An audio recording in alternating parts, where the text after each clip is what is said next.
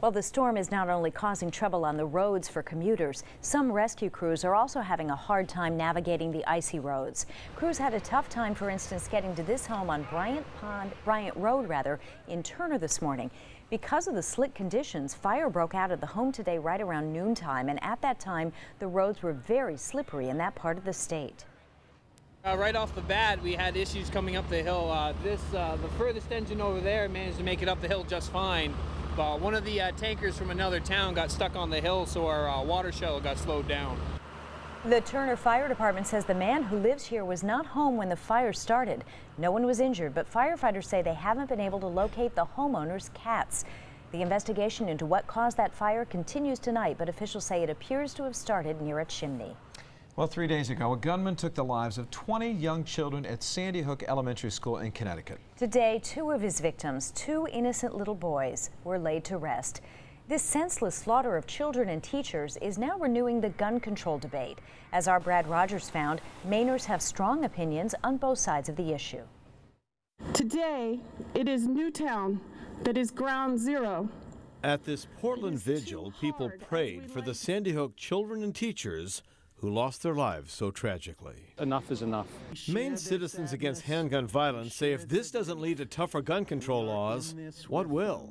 I hope that the image of kindergartners and first graders being slaughtered in the classroom, I hope that is enough for people to say, what we're doing now is not working. We need to make some changes. It has nothing to do with the guns. If there weren't guns involved, then they'd be making bombs out of fertilizer, which they've done also. Many parents across the country are now calling for tougher gun laws, but there are plenty of parents on the other side of the issue too. Half of the country will be all up in arms about gun laws and all this stuff, and that's not the problem.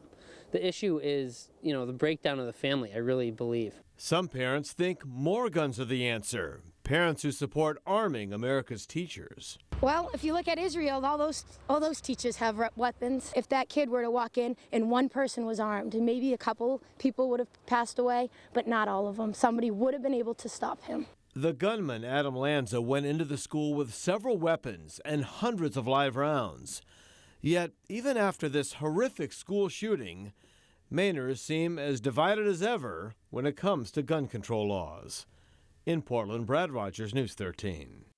For now, Maine gun dealers are noticeably absent from the gun debate. Alan Faraday from Wyndham Weaponry did release a statement, though. It says, in part, quote, "We sincerely hope our country can come together to find solutions to the very complex issues of preventing these very disturbed and unstable people from ever getting to the point where they act out in this way." The state of Maine has 5 specific gun laws, but no laws that ban any weapons. In fact, most gun laws in Maine tend to favor gun owners. Under Maine law, people proficient in the use of pistols can get a permit to carry a concealed firearm. Such a concealed carry permit is required to transport a loaded gun, but not one that's unloaded. In Maine, pedestrians are allowed to openly carry a loaded handgun if no rounds are in the chamber. However, open carry is not allowed in establishments serving alcohol and federal buildings. Lastly, employers in Maine can prohibit firearms on their premises, but cannot prevent employees from keeping a gun in their vehicle. After the tragedy in Newtown, Maine's education leaders are reviewing security procedures and may make some changes to keep your children safer in the classroom. The Maine Department of Education says they are taking proactive measures that could enhance security policies at schools statewide. The Commissioner of Education is asking superintendents across the state to review their security policies. The state of Maine requires school districts to have a comprehensive emergency management plan, what they call an all hazards approach. That response plan looks at natural disasters, chemical spills, and a gunman in a school. Schools have to have several evacuation drills each year. Now the Department of Education wants to take it a step further.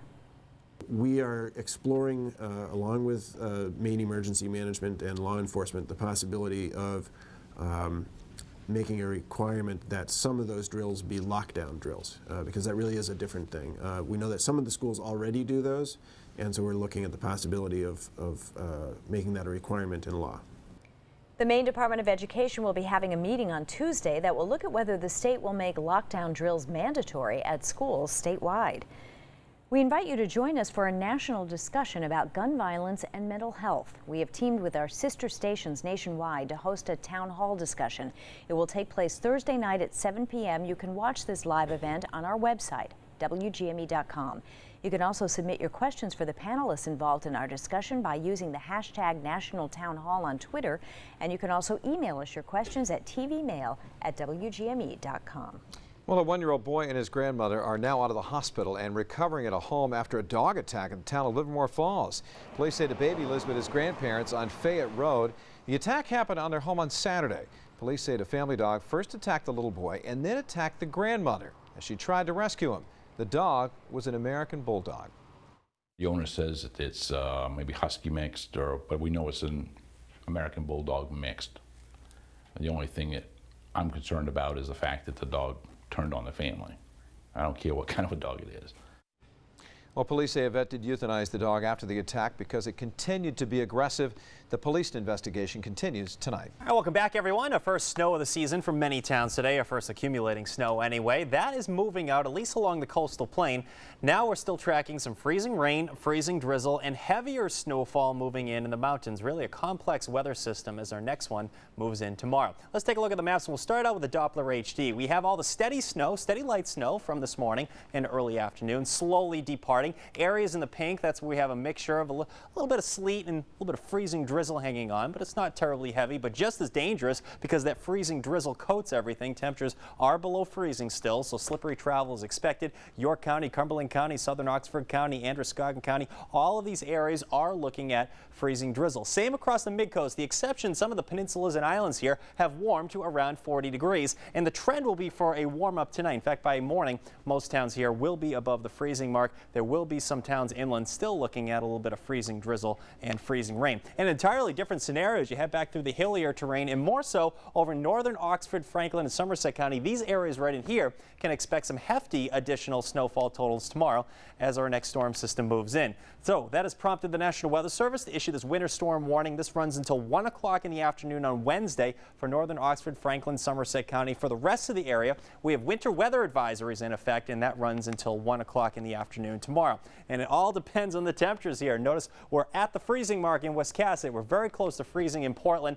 Notice Portsmouth is around freezing as well, but Rockland, they are warming to around 40 degrees. So warmer air will slowly invade tonight and tomorrow.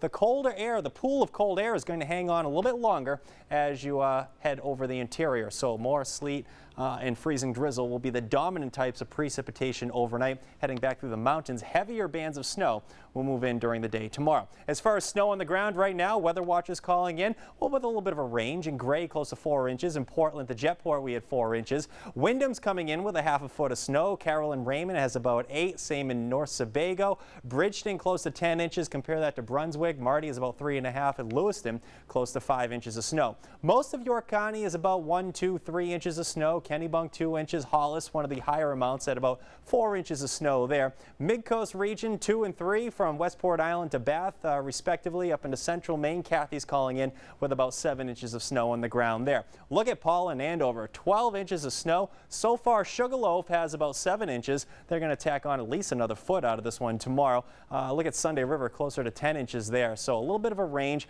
especially as you head back through the hillier terrain, but it is in these areas that will pick up, those areas will be picking up more snow during the day tomorrow. Here's our next storm system on deck. This area of low pressure moves in, and based on its track, it's not favorable for snow, at least for most of us. Rain heavy at times during the course of the day tomorrow. That's all courtesy of a stiff easterly wind. The wind will be quite strong, gusting at times, probably 20, maybe as high as 30 miles per hour tomorrow. And it is that strong easterly wind that will produce temperatures in the 40s. Again, 1 to 2 inches of rain for most towns tomorrow. The exception back to the mountains where heavy snow is expected there. The storm winds down on Wednesday. We end as a little bit of rain-snow mixture, and our next one's on deck. That one right there moves in on Friday. So we'll enjoy a little bit of sunshine on Wednesday. After that, things start to head downhill. I think our our next storm is primarily rain at this point. Most areas are looking rain tomorrow. Heavy rain at that, the exception back through the hillier terrain, and more so back in the mountains. They're expecting some heavy snow. Northern Oxford, Franklin, Somerset County. I think there will be areas in the hills, back into Oxford Hills perhaps, maybe even Androscoggin County, Augusta, Waterville area that's looking at some freezing rain and freezing drizzle through tomorrow morning. Wednesday, things start to wind down, but one last burst of light rain and snow is expected midweek around here. Okay, through Wednesday, additional snowfall, not a lot along the coastal plain, heading back through the mountains, higher amounts, closer to a foot as you head up into northern Franklin and Somerset County. So there will be spots that get some hefty additional snowfall totals. 7-day forecast, rain heavy at times tomorrow. We end with some rain and snow mixture. Should be light Wednesday. Thursday, look for some sun to return. Heavier rain moves back in on Friday. Chance for rain and snow showers on Saturday, and more snow showers are possible on Sunday. So there it is. I think I got all that into about 4 minutes of weather here. That's a lot to talk about in a short period of time there. But heavy rain tomorrow. Look out for slippery spots tonight. Be so much easier for you if it were just all snow, wouldn't it? It really would, wouldn't it? I could get that done in 3 minutes. Now we have a smorgasbord of weather coming. We sure do. All right, thank you, Charlie.